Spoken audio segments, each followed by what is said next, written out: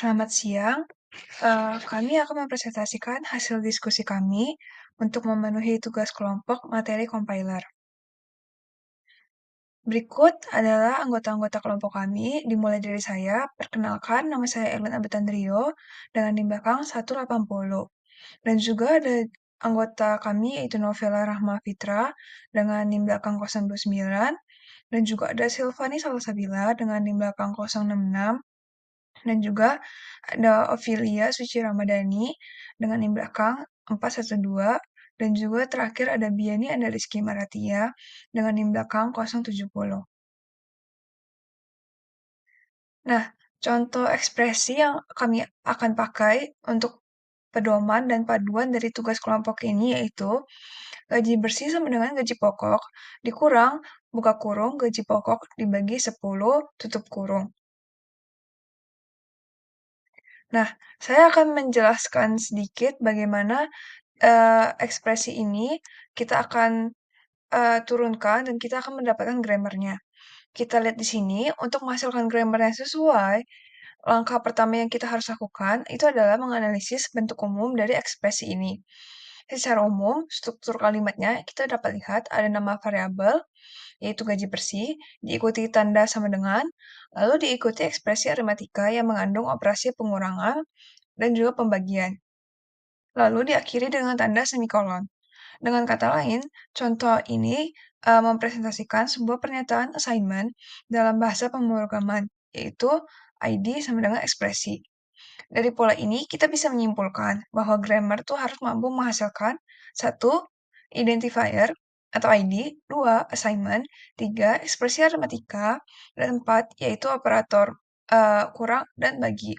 Dan yang kelima itu adalah ekspresi dalam tanda kurung. Dari struktur kalimatnya, kita turunkan non-terminal berikut. Yaitu yang pertama, ada pernyataan. Itu mewakili seluruh bentuk assignment. Pernyataan itu ID sama dengan ekspresi. Ini diperoleh langsung dari contoh soal. Yang kedua, ada ekspresi. Bagian kanan memiliki struktur gaji pokok dikurang gaji pokok dibagi 10. Untuk operasinya itu tuh adalah pengurangan. Sehingga grammar butuh aturannya ekspresi menuju ekspresi kurang term atau term. Ini mencerminkan fakta bahwa sebuah ekspresi bisa terdiri dari ekspresi lain yang dikurangi sebuah term atau hanya bisa berupa sebuah term. Yang ketiga itu ada term, yaitu bagian eee, gaji pokok dibagi 10, menunjukkan adanya operator pembagian. Pembagian berada pada level precedence yang sama dengan term dalam grammar klasik. Maka dibentuk aturan term menuju term bagi faktor atau faktor. Ini memungkinkan term dibentuk oleh pembagian bertingkat. Misalnya A dibagi B dibagi C. 4, itu ada faktor. Faktor itu adalah unit paling dasar dalam ekspresi, yaitu ID menuju, contohnya gaji pokok. Angka menuju, contohnya 10, dan ekspresi dalam tanda kurung. Contohnya itu gaji pokok dibagi 10. Maka disusun aturan faktor menuju ID atau angka atau ekspresi. Nah, dengan melihat setiap bagian contoh ekspresi, kita dapat mencocokkan grammarnya, yaitu gaji bersih itu tuh ID sesuai dengan aturan dasar variabel. Terus juga ada sama dengan ekspresi, yaitu eee, menuju bagian dari pernyataan. Itu juga langsung sesuai aturannya, yaitu pernyataan menuju ID sama dengan ekspresi. Lalu ada gaji pokok dikurang dengan ekspresi, yaitu kita dapat ekspresi dikurang term. Operator utama di luar kurung itu tuh adalah kurang, sehingga grammar menempatkan ini pada level ekspresi. Lalu ada gaji pokok dibagi 10, itu isi dalam tanda kurung merupakan ekspresi lengkap, sehingga aturan atau ekspresi diperlukan dalam grammar. Terus ada gaji pokok dibagi 10.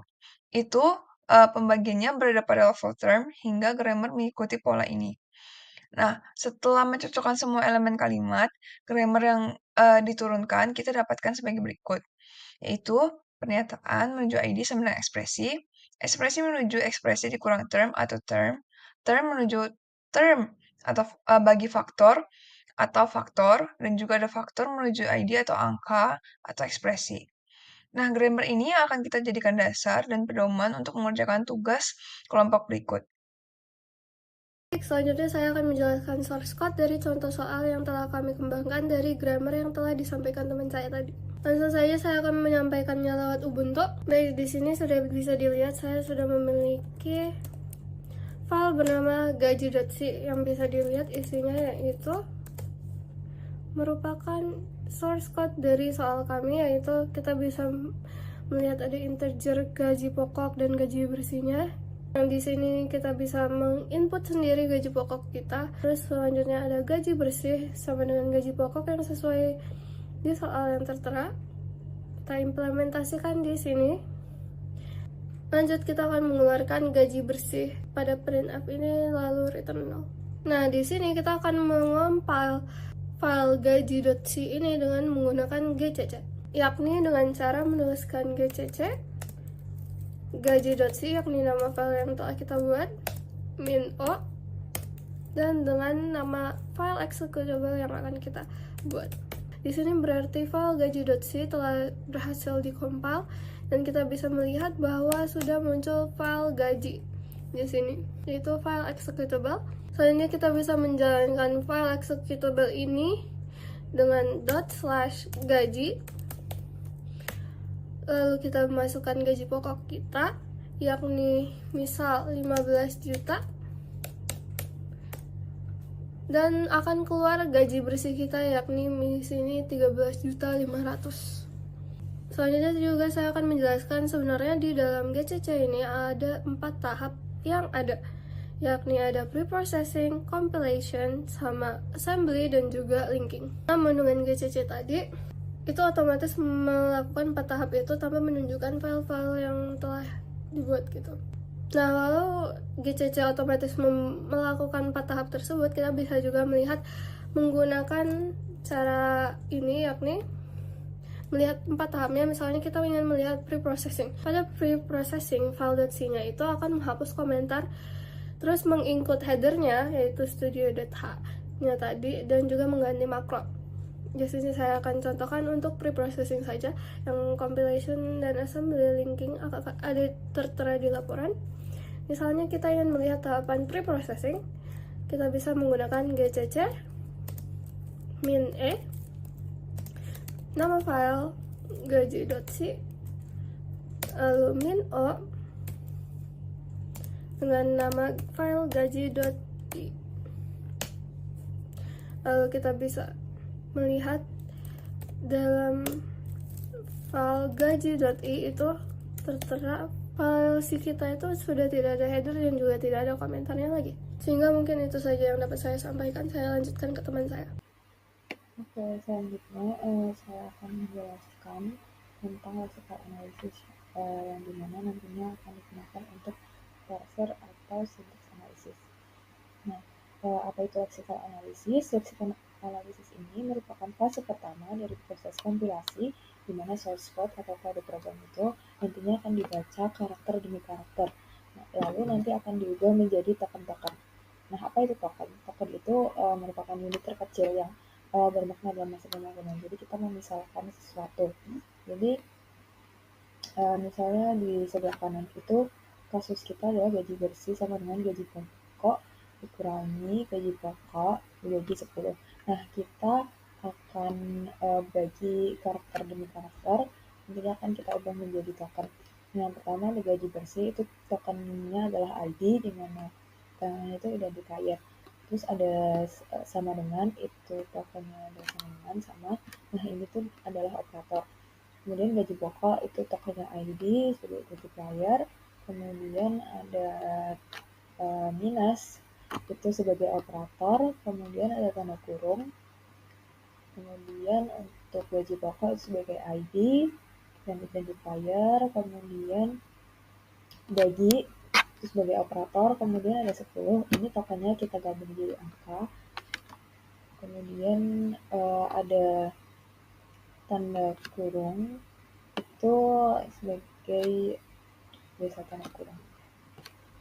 Jadi nanti akhirnya kita akan mendapatkan persamaan di mana nanti akan diubah menjadi token-token dan dari ID sama dengan ID dikurangi ID dibagi angkanya. ID yang pertama itu merupakan gaji bersih, ID yang kedua merupakan gaji pokok, dan ID yang ketiga juga merupakan gaji pokok. Angkanya adalah angka 10 sesuai dengan token-token yang sudah kita buat sebelumnya.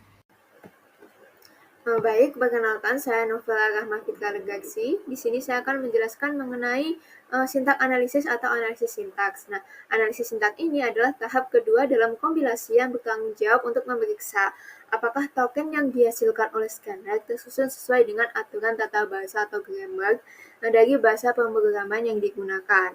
Nah, di sini pernyataan atau ekspresi yang dianalisis adalah gaji bersih sama dengan gaji pokok min gaji pokok dibagi 10.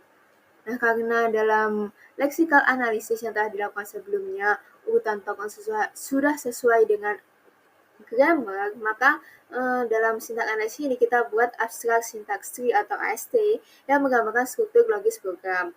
Nah, AST ini disusun dengan metode bottom up seperti yang terlihat dalam gambar, yaitu gaji pokok yang dibagi dengan 10.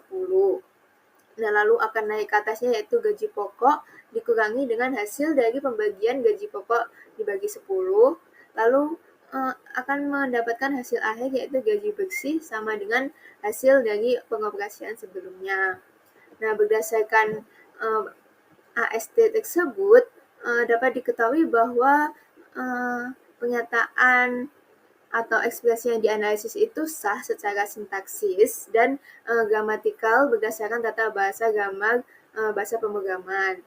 Karena tidak ada token yang terlewat atau salah urutan atau tidak dikenal. Lalu tidak ada kesalahan sintaks yang ditemukan sehingga proses kompilasi dapat dilanjutkan ke tahap berikutnya. Selanjutnya adalah semantik analisis atau analisis semantik. Nah, analisis semantik ini merupakan tahap lanjutan setelah parser berhasil membentuk struktur sintaks yang benar. Nah, pada tahap ini, kompilator melakukan pemeriksaan makna dari program untuk memastikan bahwa setiap instruksi dapat dijalankan dengan benar secara logis dan konsisten. Untuk pernyataan atau ekspresi yang dianalisis itu masih sama. Nah, pemeriksaan dalam semantik analisis ini dilakukan dengan 4 cara, yaitu yang pertama ada pemeriksaan tipe atau type checking. Nah, pemeriksaan ini dilakukan dengan memeriksa apakah operan yang digunakan dalam ekspresi atau penugasan, misalnya penjumlahan atau peralihan, memiliki tipe yang diizinkan, yaitu artinya tidak ada operan atau perintah yang mencoba untuk menambahkan integer dengan string secara langsung. Lalu ada pengecekan aliran kontrol atau control flow checking. Nah, pengecekan dilakukan dengan memastikan bahwa konstruksi program seperti perulangan atau kondisional itu digunakan dalam konteks yang benar dan logis. Selanjutnya adalah pengecekan keunikan. Nah, dalam pengecekan ini dilakukan dengan memastikan bahwa elemen-elemen yang seharusnya unik, misalnya label pada blok kode, tidak dideklarasikan lebih dari satu kali, atau elemen yang harus muncul hanya sekali, seperti fungsi utama itu memang hanya ada satu. Lalu yang terakhir adalah pengecekan nama. Nah, pada pengecekan ini memastikan bahwa setiap pengenal atau identifier yang digunakan dalam program seperti variabel atau fungsi itu telah dideklarasikan dan digunakan dalam lingkup atau scope yang benar. Baik, saya akan melanjutkan untuk semantik analisis ini. Jadi untuk implementasinya pada kasus kami yaitu gaji bersih sama dengan gaji pokok dikurangi gaji pokok per 10, itu tadi kita ada 4 cara. Yang pertama adalah pemeriksaan tipenya dulu. Nah, berdasarkan di soal, analisis semantik ini akan memastikan bahwa gaji pokok dan 10 adalah tipe numerik, yaitu integer. Jadi biar operasinya bisa jalan, itu kita harus pastiin dua-duanya itu merupakan integer. Kemudian pemeriksaan untuk semua identifier, yaitu gaji bersih dan gaji pokok, itu telah dideklarasikan sebelum digunakan. Jadi secara semantik itu valid. Untuk yang kedua, itu tadi ada pengecekan aliran kontrol, tetapi pada kasus ini tuh tidak ada, jadi kita lanjut untuk pengecekan nama. Untuk berdasarkan pernyataan di soal, gaji bersih dan gaji pokok itu telah dideklarasikan sebelum digunakan, yaitu sebagai variabel integer.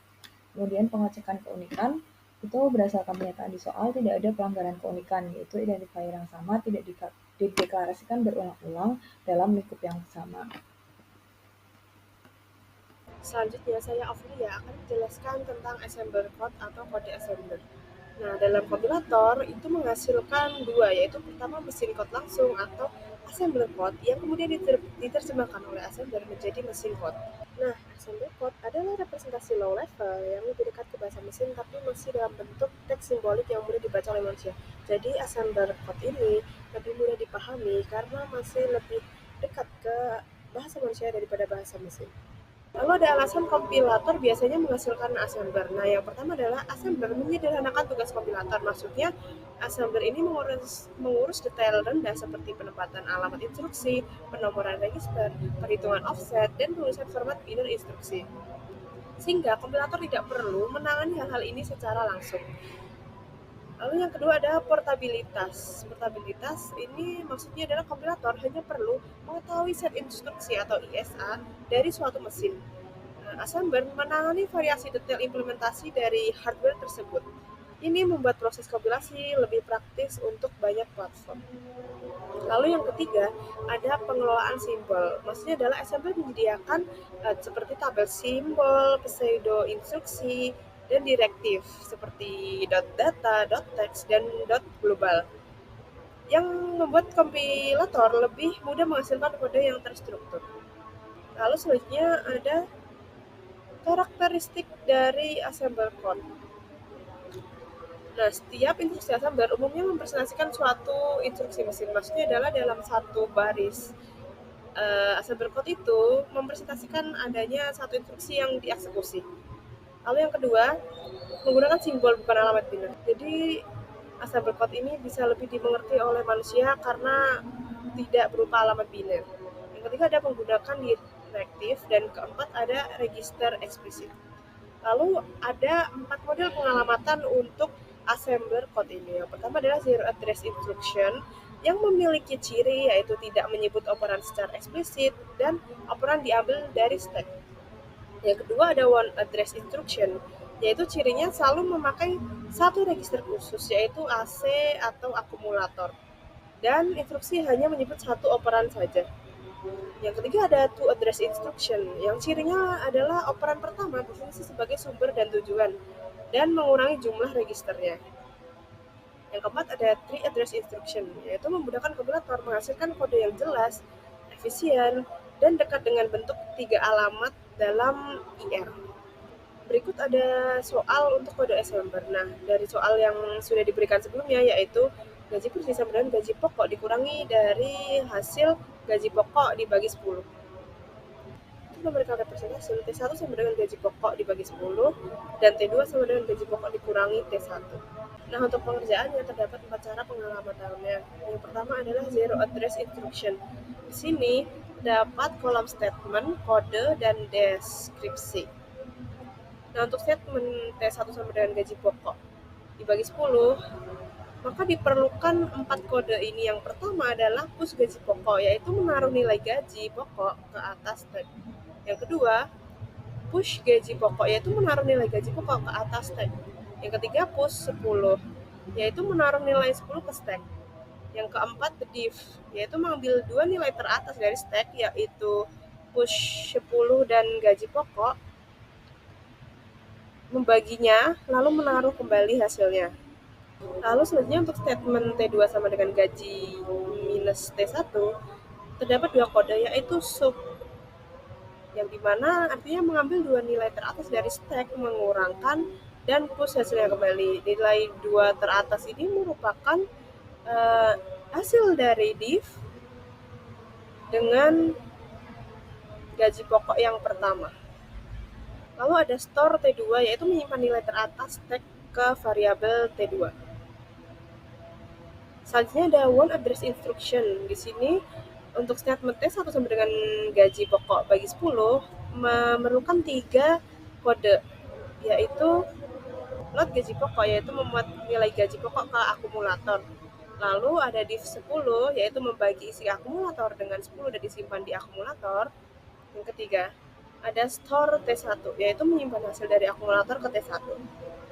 Untuk statement 2 yaitu T2 sama dengan gaji pokok dikurangi T1 memerlukan 3 kode yaitu lot gaji pokok yaitu memuat nilai gaji pokok ke akumulator. Lalu selanjutnya ada sub T1 yaitu mengurangkan nilai dari akumulator dengan T1 dan disimpan di akumulator. Selanjutnya ada store T2 yaitu menyimpan hasil dari akumulator ke T2.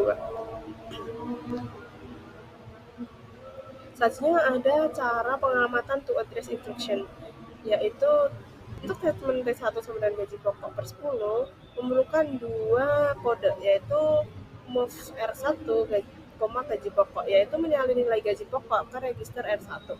Lalu ada div R1, 10 yang artinya membagi isi R1 dengan 10 dan disimpan di R1. Untuk statement T2 sama dengan gaji pokok minus T1 memerlukan 3 kode yaitu move R2, gaji pokok yang artinya menyalin nilai gaji pokok ke register lain atau R2 agar nilai aslinya tidak hilang. Lalu yang kedua ada sub R2, R1 yaitu mengurangkan isi R2 dengan isi R1 dan disimpan di R2. Yang ketiga ada move T2 yaitu menyalin nilai R2 ke T2. Nah, yang terakhir adalah tree address instruction. Untuk statement T1 sama dengan gaji pokok bagi 10 memerlukan 1 kode saja karena dengan 3 address ini sudah mencakup ketiga-tiganya yaitu div T1, gaji pokok, 10 yang artinya membagi gaji pokok dengan 10 dan hasilnya disimpan ke T1. Lalu untuk statement T2 sama dengan gaji pokok minus T1 memerlukan 1 kode juga karena sudah memuat semuanya yaitu sub T2, gaji pokok, T1 yang artinya mengurangkan gaji pokok dengan T1 dan hasilnya disimpan ke T1. Sekian presentasi dari kelompok kami tentang compiler dari mata kuliah teori bahasa dan otomata. Terima kasih.